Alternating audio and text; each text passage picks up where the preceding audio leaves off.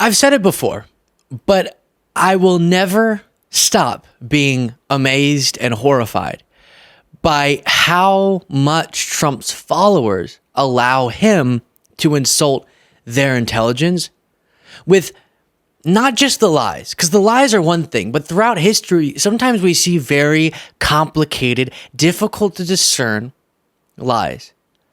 In the case of Trump, you have the initial layer of bad morally, which is the lie layer.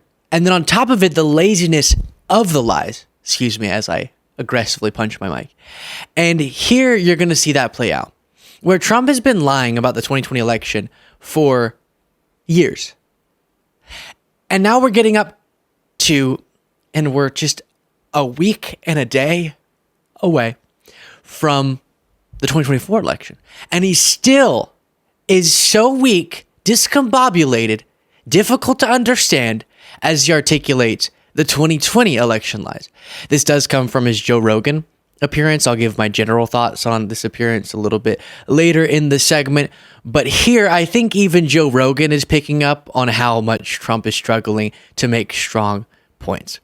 While you listen, please remember to click the subscribe button if you haven't yet. Our analytics tell us that if everyone who regularly watches the show on a daily basis who isn't subscribed were to subscribe, we'd cross 1 million subscribers immediately. So thank you to everyone who's already done it. If you haven't, please do.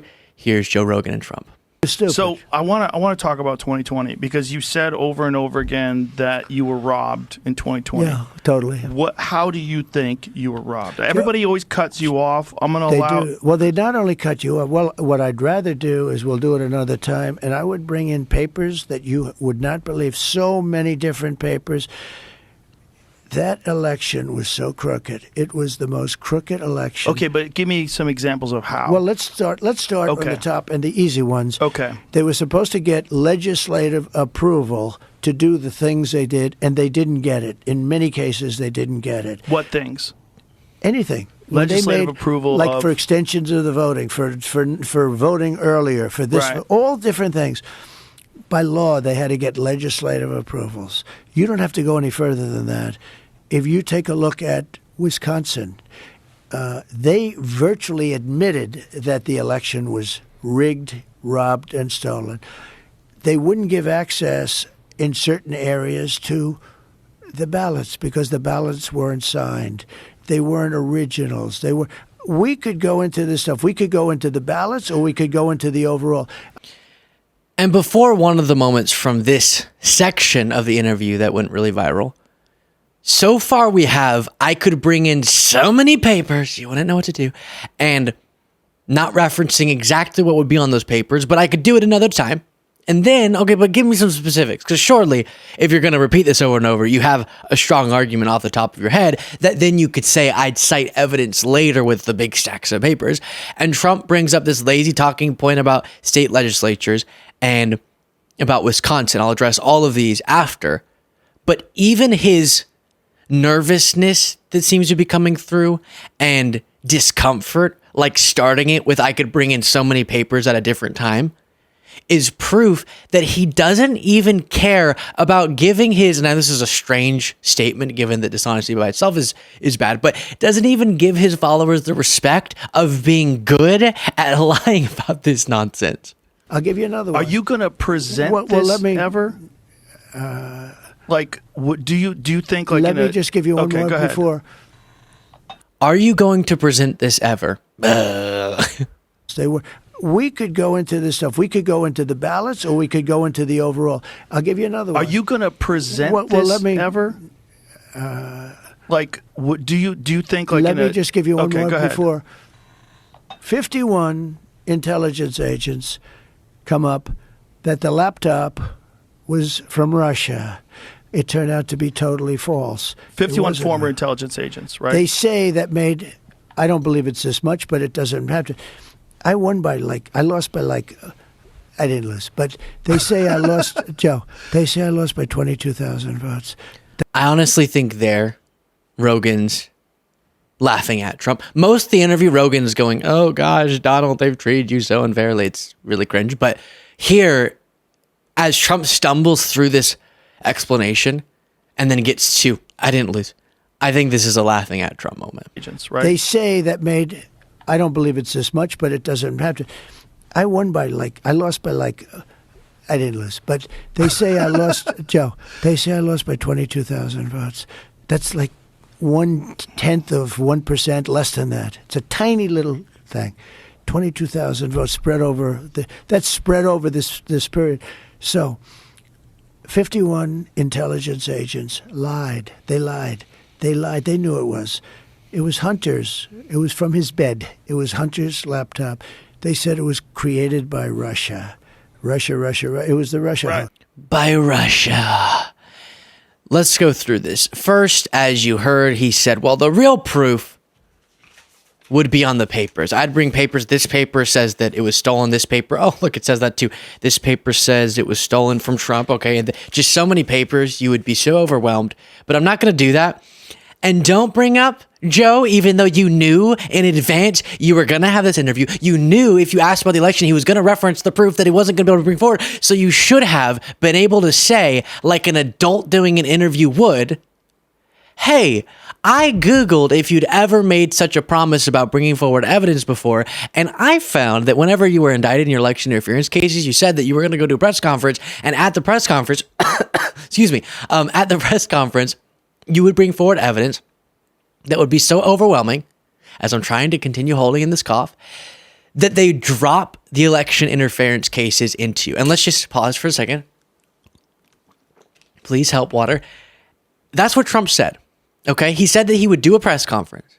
He would bring proof that all of his actions in trying to block the peaceful transfer of power were justified because the election was actually stolen from him. And this press conference would then cause prosecutors to drop their case against Trump. And then he cancels the press conference. Oh my gosh, so weird. And every time he says he's about to bring forward all the evidence that will be compelling even for the fake news, he's not able to do it because it doesn't exist. But Joe Rogan didn't bring that up. And so we're supposed to believe that since that press conference that got canceled was canceled, Trump has just willingly, for no reason, held on to the evidence and let these cases go on and spend millions of dollars in legal defense, all just for fun. It is so, and none of y'all, by the way, I'm just now thinking, now that we cut to the side camera, don't ask me what these are. Jaden and Cole just got prop papers, and when I look at them, some of them might, I don't know what you might find on there. So, but this is not proof of election fraud's my point. This one is a song, Mother of Christ.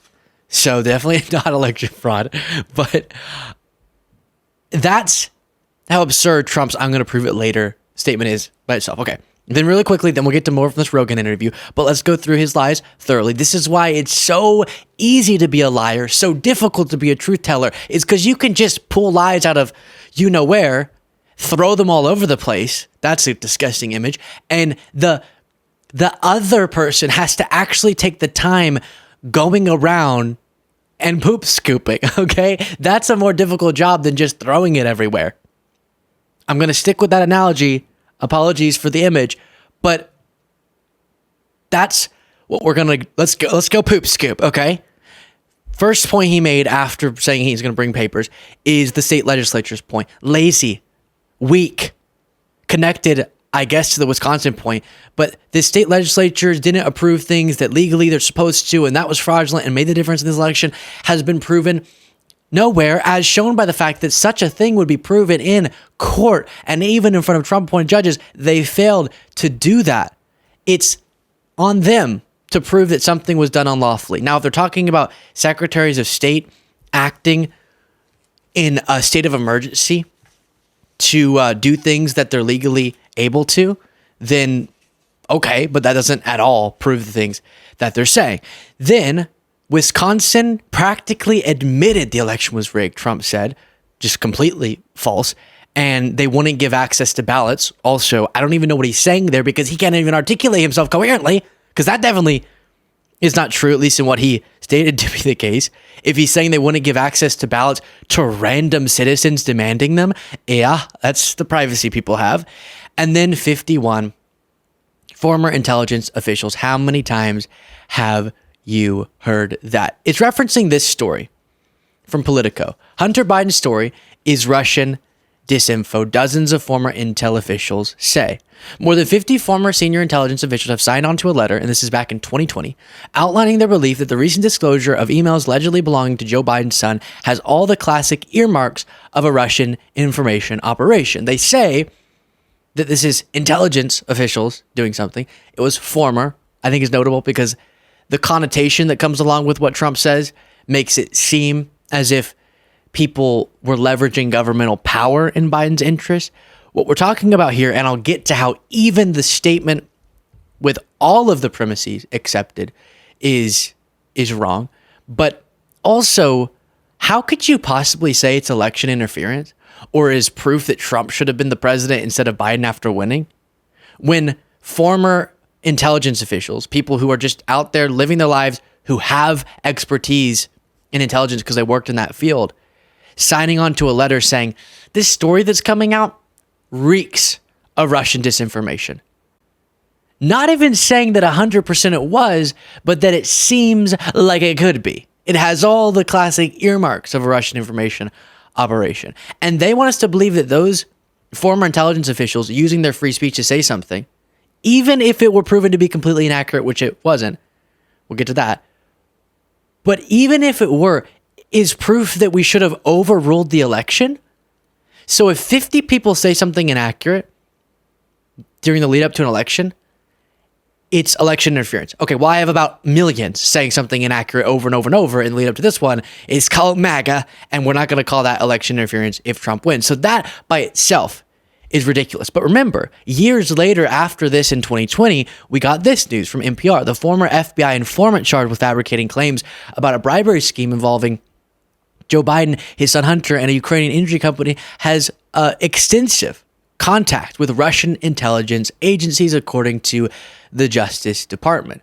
So we covered this extensively as the House investigation was going on. They were bringing out all these allegations that they tried to dig up starting in 2018 or 2019. And you remember that Lev Parnas came forward and said, I was the one back then during the Trump administration trying desperately to get dirt on Trump's political opponent, Biden. And I went to Ukraine. I looked into all these things. I wanted it so badly. And I'm here to say it's not true. Biden's not corrupt. It's Trump who's corrupt. And by the way, the source of a lot of this is from Russia, is Lev Parnas' assertion. And then we got this, the super credible FBI informant, Alexander Smirnov, that Republicans put so much emphasis on, ended up being indicted for fabricating these things to the FBI and admitted that he had ties to Russian intelligence.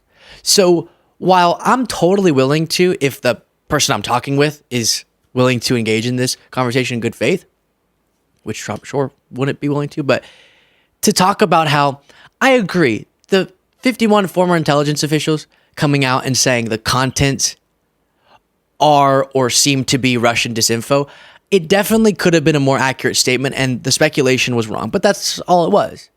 They said based on their expertise, this doesn't seem right. But the broader theme of their point turned out to be the case. This whole Biden's corrupt narrative was bolstered, built up, and necessitated Russian disinformation from all we can tell. And while MAGA screams Russia, Russia, Russia every time this comes up, it's true. That's what the whole James Comer investigation ended up turning up on accident, which was they were relying on false, fabricated information about President Joe Biden that could have, seems to, and Alexander Smirnov points to it being fabricated in Russian by Russian intelligence. And so while the email batch, some of the emails were authenticated, some of them weren't from the quote-unquote Hunter Biden laptop.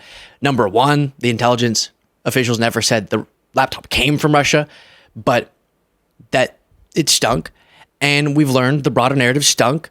And then they were kind of wrong because we haven't got any proof that the contents of the emails were Russian disinfo, but some of them have been authenticated. And the crazy thing, MAGA, is even the authenticated emails don't prove any corruption on the part of President Joe Biden. But you definitely got things that you could distort and construe, and then also Joe Biden's you know what. Lots of nude images of him that y'all have been spreading around for some reason. Very strange. So again, if your statement is private citizens who have expertise in intelligence correctly identifying a broader narrative that was being pushed, stunk of Russian disinformation, incorrectly labeling specific emails as such is election interference, then I direct you towards hundreds of thousands of far more blatant and far more inaccurate lies told by people in your movement. If you're willing to actually have a conversation about the corruption you believe is present, then I have years of Republican investigations that have led to proof that Biden's not corrupt. With all that being said, sorry that took a while, but like I said, harder to address the lies than to tell them. Here is Trump on tariffs. And I said, if that plan goes up, I want them to understand if I win, I'm going to tax those cars at the rate of 100 or 200% apiece so that you won't be able to sell them in the United States. They just announced they're not going to build the plant. Yeah, I read this. I did a big favor for our country by doing that. And I'm not even there yet. To me, the most beautiful word, and I've said this for the last couple of weeks, in the dictionary today, is the word tariff. It's more beautiful than love. It's more beautiful than anything. It's the most beautiful word. This country can become rich with the proper use of tariffs. It'll Did keep you just companies. float out the idea of getting rid of income taxes and replacing it with tariffs? Well, okay. Were you serious about that? Yeah, sure, but why not? Because we.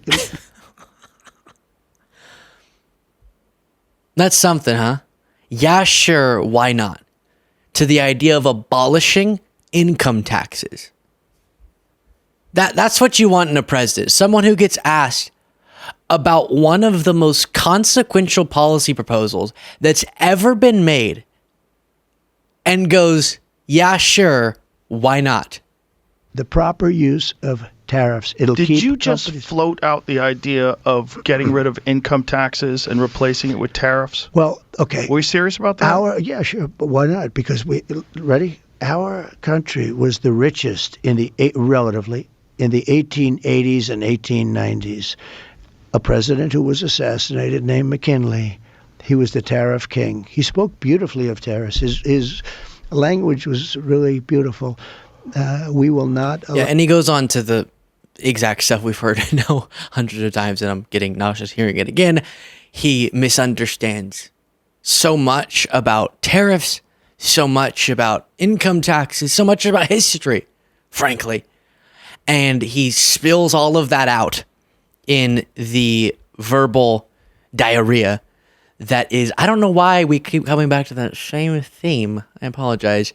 That is his explanation there. And I'd prefer, call me crazy, I'd prefer a president who doesn't respond to questions about abolishing income taxes with sure, why not? Number two, who understands what would happen if you did that. Number three, understands how strategic uses of tariffs are not what Trump proposes when he talks about across the board tariffs or 2,000% tariffs or whatever it might be. And he is the poster boy for unstrategic tariff proposals that you have economist after economist and financial entity after financial entity coming out to say that his economic proposals, if he actually did them, would be disastrous. And then all of this is bolstered by one defender of Trump after another coming out and saying, no, he doesn't mean it literally. Stop. You're crazy. You're fake news. You're just trying to freak people out by telling them what Trump is telling them. Wait, no, I mean, you're misleading people by quoting Trump. Wait, what the heck? That doesn't sound right. I know. You're the enemy of the people because you play clips of Trump. Gosh, none of that sounds right, does it? That's what we're getting from Trump defenders, is that us saying Trump's going to do the things that he's saying he's going to do is not fair because he's obviously not going to do them. A very weird defense, I have to say. Let me know what you thought of all of that. Quite the segment in the comments. Support the show. Get the members only bonus show by clicking that join button below.